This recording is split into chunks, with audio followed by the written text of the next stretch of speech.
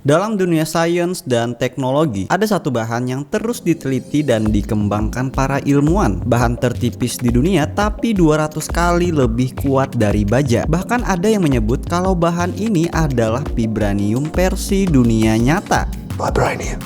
Vibranium, yeah, strongest metal on Earth. It's not just a metal. They sew it into their clothes. It powers their city, their tech, their weapons. Weapons? Bahan ini diprediksi akan merombak semua teknologi yang sekarang kita gunakan di masa depan. Tapi bagian yang paling menariknya adalah karena bahan ini ada di dalam sepotong pensil. And today I'll talk about the ultimate material, which is actually not designed, but it has been there all the time. And you see a picture of it, and you have been playing with it since you started to use a pen. And it's known as graphene. Ya, bahan yang kita maksud adalah grafin atau dalam bahasa Indonesianya grafena. Bahan tertipis dan terkuat di dunia yang ternyata selama ini ada di dalam sepotong pensil. Yang dimana bahan ini dikembangkan untuk merombak semua teknologi yang sekarang kita gunakan di masa depan. Dari mulai layar model buku, baterai, baju anti peluru, sampai dalam bidang kesehatan yang nanti akan kita bahas. Bahkan NASA berani membuat proyek Space Elevator dari bahan ini yang tujuannya untuk mengangkut manusia ke angkasa menggunakan lift. So if we launched a satellite and put it directly above us to now, then it would be directly above us forever, always. Then the idea is you take a cable from that satellite and drop it all the way down to the ground. So we have a cable now coming down between us. We can then climb up that cable and we're in space. That's the idea of a space elevator. Tapi yang menjadi pertanyaan, kenapa bisa menjadi bahan terkuat di dunia sedangkan pensil terlihat rapuh?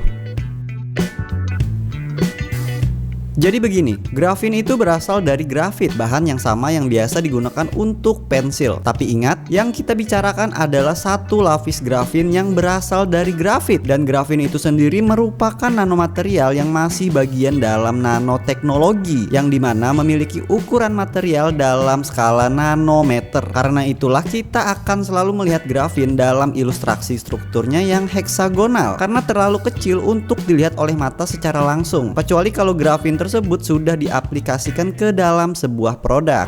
Sedangkan grafit dalam penjelasan sederhananya adalah lapisan-lapisan grafin yang saling bertumpuk tidak beraturan, dan karena bertumpuk membuat lapisan karbonnya mudah terpisah. Hal itulah kenapa ketika kita menggoreskan grafit pada kertas akan meninggalkan bekas hitam pada permukaan kertas. Tapi kalau kalian bisa mendapatkan satu lapis grafin pada grafit, satu lapis itu sendiri benar-benar kuat, bahkan 200 kali lebih kuat dari baja. Tapi untuk mendapatkan satu lapis grafin itu saja tidak mudah, harus menggunakan metode eksfoliasi atau pengelupasan lapisan atom karbon dari grafit. Dan tentu saja metode kimia seperti ini memerlukan teknologi dan kondisi laboratorium khusus. Apalagi grafin itu sendiri adalah nanomaterial yang mempunyai ukuran hanya satu atom. Graphene is amazing. It's the material of superlatives.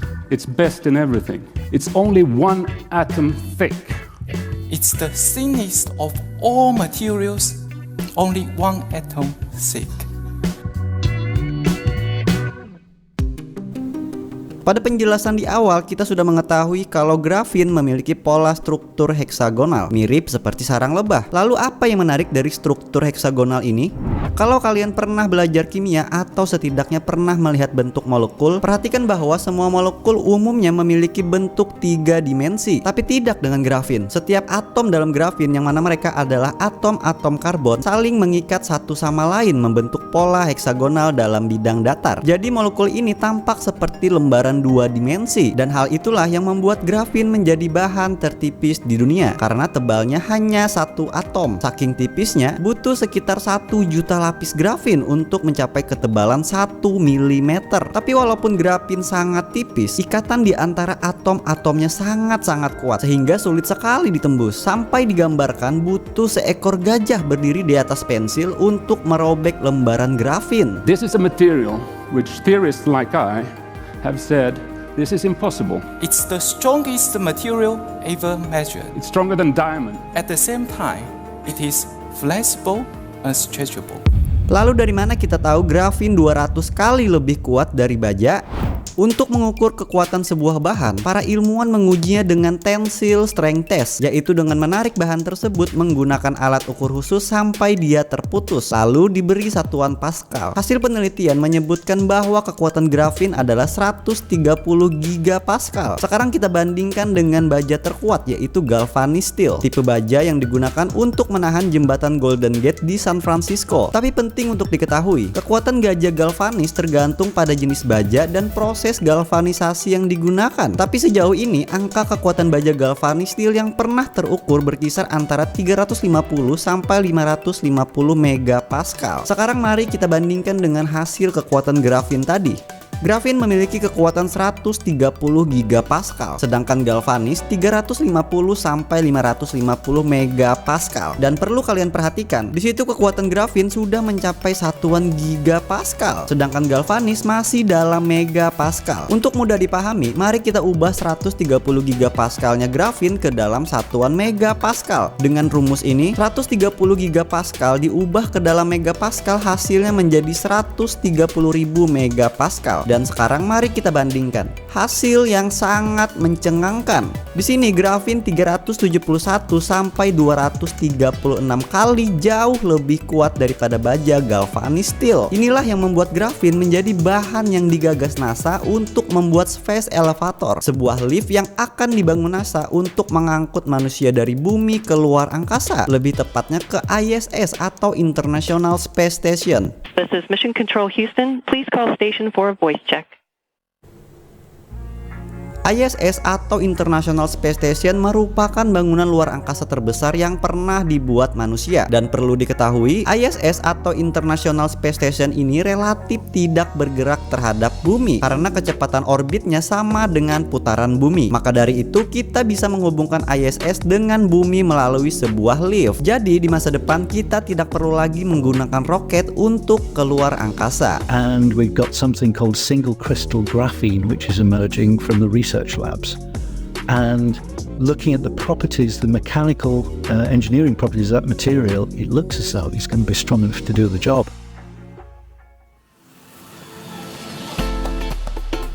Seperti yang kita tahu, grafin adalah bahan tertipis dan terkuat di dunia. Tapi ternyata bukan hanya itu, grafin juga bisa mengantarkan listrik lebih kuat dari tembaga. And because of its particular atomic structure, which has these carbon atoms that are bound together in a hexagonal structure, it is actually extremely good at conducting electricity. Karena grafin sangat tipis dan sangat konduktif dalam menghantarkan arus listrik, grafin juga dikembangkan untuk membuat layar fleksibel yang tipis dan transparan. There is a layer of graphene on a transparent substrate. It is conductive and flexible. Dengan layar tipis, transparan, fleksibel, dan kuat seperti ini, maka jangan kaget di masa depan kita akan melihat buku atau koran yang hidup seperti di film Harry Potter. Avada Kedavra. Dengan menyematkan grafin pada suatu permukaan, entah itu kertas atau plastik, kita dapat menciptakan gambar yang bereaksi terhadap arus listrik, seperti yang dikembangkan oleh Cambridge University. Mereka mengembangkan tinta grafin, yang dimana tinta ini bersifat konduktif, sehingga gambar-gambar pada kertas atau plastik ini bisa menjadi sangat interaktif bila ditekan. And when you hit one of them, you will play the sound corresponding. So when you have different keys, you play different sound. Karena grafin memiliki konduktivitas yang tinggi, grafin juga dikembangkan sebagai pengganti baterai yang disebut dengan grafin superkapasitor.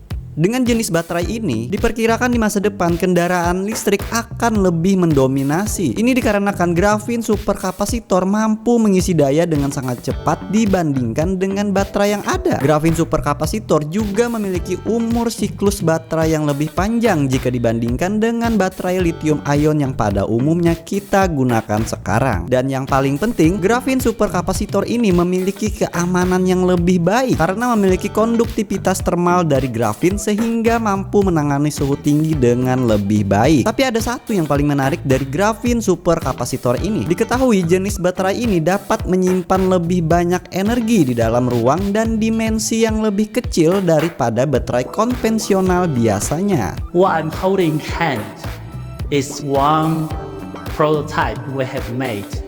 the graphene supercapacitors in our lab. And you see, it is very thin and flexible. So currently, we have to wait for hours until our car is fully charged. But in future, with graphene supercapacitors, we are able to fully charge our vehicles when we are buying a cup of coffee. Dan bayangkan bagaimana jadinya jika grafin superkapasitor ini diadaptasikan ke dalam handphone atau laptop. Dalam dunia kesehatan, grafin juga dikembangkan di dalam stiker seperti ini. Pada dasarnya ini adalah sensor berbasis grafin yang dikembangkan untuk memonitoring kesehatan seseorang. Sehingga di masa depan cukup menempelkan stiker ini di kulit pasien untuk memantau secara real time suhu tubuh, detak jantung, dan kadar glukosa pasien. One of the key ones is electrical conductivity. And that is really what we're taking advantage of in developing novel healthcare biosensors at Graphene Frontiers. Karena menjadi bahan terkuat di dunia, tidak heran kalau grafin menurut penelitian juga anti peluru. Para peneliti mencoba kekuatan grafin dengan menembaknya dengan peluru, bukan menggunakan peluru pada umumnya, tapi menggunakan peluru mikrobalistik. Karena seperti yang sudah dijelaskan di awal, grafin adalah nanomaterial. Tapi asal kalian tahu, peluru mikro ini lebih cepat dari peluru biasa. We shoot this sphere at a very high rate, around 1 kilometer per second. So bullets typically are below 1 kilometer per second in speed. And when we compare the behavior of graphene thin films to that of other materials, for example, steel, on an equal weight basis, graphene is 10 times better than steel at absorbing energy out of micro bullets. Kedepannya mungkin kita akan lebih banyak melihat inovasi pengaplikasian grafin ini ke dalam sebuah produk. Dan dengan segala kelebihan yang dimiliki grafin, maka tidak berlebihan rasanya kalau ada yang menyebut grafin adalah vibranium versi dunia nyata. Vibranium. Vibranium, yeah. Strongest metal on Earth. It's not just a metal. They sew it into their clothes. It powers their city, their tech, their weapons.